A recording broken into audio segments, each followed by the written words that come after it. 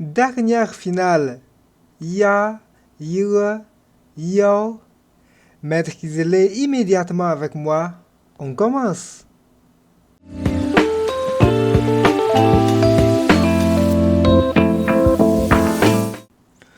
Bienvenue à tous dans ce nouvel épisode. Lors de notre dernière session, nous avons dompté les résonances nasales. Aujourd'hui, nous allons découvrir la dernière famille de sons qui parachèvera notre maîtrise des finales. Les finales composées avec médiante. Imaginez ces sons comme de véritables petites glissades mélodiques. Vous la voix passe d'une position à une autre en une seule et même expiration, apportant à la langue chinoise toute sa fluidité et son dynamisme. Prêt à donner à votre prononciation, c'est naturel d'en rechercher. Alors, partons ensemble à la découverte de ces enchaînements captivants. Parlons d'abord de la finale Ya. Pour bien la saisir, ne la voyez pas comme deux sons distincts, mais comme un mouvement unique et continu. Le secret réside dans une impulsion initiale très brève sur le I, comme dans le mot français si, pour glisser immédiatement, sans la moindre rupture, vers un A bien ouvert et généreux, semblable à celui de Anne. Cette transition rapide crée une sonorité globale très proche du ya que l'on perçoit dans le mot yak. Pour l'ancrer dans la pratique, associons-la à la consonne ji et au premier ton. Cela nous donne instantanément dia, comme dans le mot dia dia, qui évoque le foyer et la famille. Vous sentez comme le i n'est qu'un tremplin vers le a bien créé. Continuons notre voyage avec le final yo, une véritable vague sonore et trois dents qui doit rester parfaitement liées. On démarre sur la pointe vers lèvres avec le i. On ouvre largement la bouche sur le a pour enfin terminer en arrondissant délicatement les lèvres sur le o. L'ensemble dessine une courbe mélodique qui rappelle le mot italien ciao ou les premières syllabes de Yahoo en français. Un bel exemple à pratiquer pour en sentir le flux est le mot xiao qui signifie petit.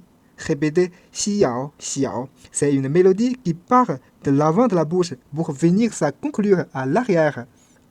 Attaquons-nous maintenant sur la délicate finale ye. Ici, la clé du succès réside dans la seconde moitié du son.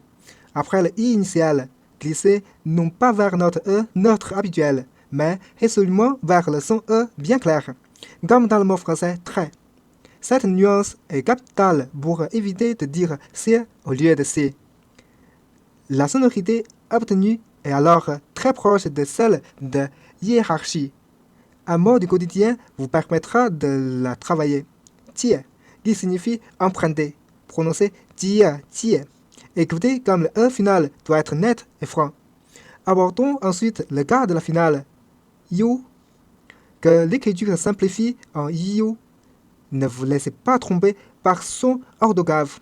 Derrière ces deux lettres se cache en réalité une triade vocale i-o, you, où le o central est très léger, presque esquissé, pour privilégier la glissade principale du i vers le ou. Pensez au mot français goût pour la finale. Un excellent exemple est le mot dio, neuf. Pratiquez dio, dio. Percevez-vous comment les sons fusionnent en une seule syllabe ronde et mélodieuse.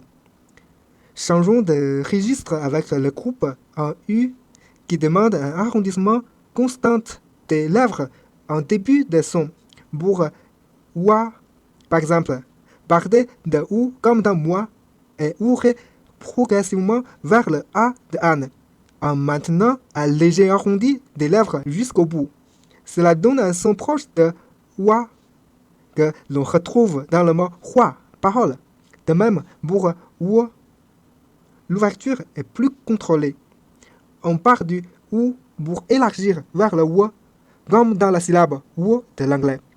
Ce qui nous donne des mots comme toi, beaucoup. Enfin, préparons-nous pour le défi ultime, la finale UE. Elle demande une véritable gymnastique labiale. Le truc, commencez par sourire largement pour former un I mental, puis sans bouger votre langue. Projetez et arrondissez fermement vos lèvres comme pour faire un bisou. C'est de cette position unique qui jaillit le son U immédiatement suivi de la glissade vers le E notre fameux E. Un mot essentiel, voire donc pour le pratiquer. Xue, apprendre. Prononcer xue, xue. Et souvenez-vous, cette danse de lèvres est cruciale, même quand l'écriture omet les 2 points de U après ti, chi, xi. Pour conclure, en pratiquant, essayez ces contrastes qui aiguisent l'oreille.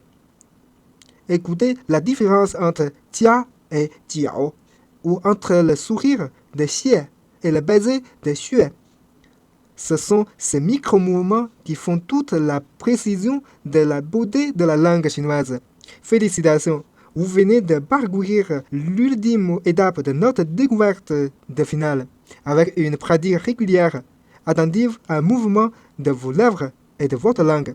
Ces glissades mélodiques deviendront parfaitement naturelles. Si vous avez aimé cette vidéo, n'hésitez pas à lâcher un petit like, à me dire ce que vous en pensez dans les commentaires et à vous abonner pour ne rater aucune future leçon.